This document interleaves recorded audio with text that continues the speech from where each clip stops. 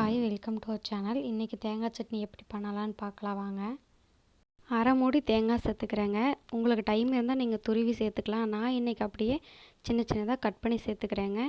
கொஞ்சமாக சோம்பு, ஒரு சின்ன துண்டு பட்டை, கொஞ்சமாக பொட்டுக்கடலை, ஒரு பச்சை மிளகாய். உங்களோட காரத்துக்கு தகுந்த மாதிரி நீங்கள் மிளகாய் சேர்த்துக்கலாம், இல்லை வரமிளகாய் கூட சேர்த்துக்கலாங்க.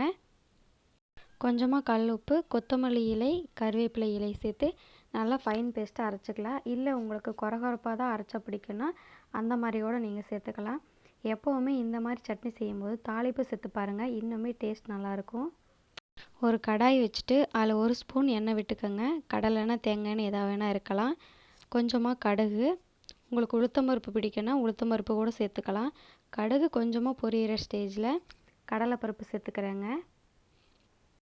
கடலைப்பருப்பு லைட்டாக கோல்டன் ப்ரௌன் ஆனால் போதுங்க, ரொம்ப கரிஞ்சிடக்கூடாது. கொஞ்சமாக கறிவேப்பிலை சேர்த்துக்கிறேங்க. உங்கள் வீட்டில் நீங்கள் பச்சை மிளகா சேர்த்துக்குவீங்கன்னா சேர்த்துக்கலாம். நான் இன்றைக்கி வர மிளகா சேர்த்துருந்தேங்க. இதுவுமே டேஸ்ட் ரொம்ப நல்லாயிருக்கும். 4 சின்ன வெங்காயம் கட் பண்ணி சேர்த்துக்கிறேங்க. அவ்வளோதான். இதை லோ ஃப்ளேமில் வச்சு ஓரளவுக்கு லைட்டாக வதக்கிக்கோங்க. அவ்வளோதாங்க. நம்ம அரைச்சி வச்ச இந்த தேங்காய் சட்னி கூட இந்த தாளிப்பு சேர்த்திக்கலாம். வெங்காயம் லைட்டாக பச்சையாக இருக்கணும், ரொம்ப வதக்கிடக்கூடாது.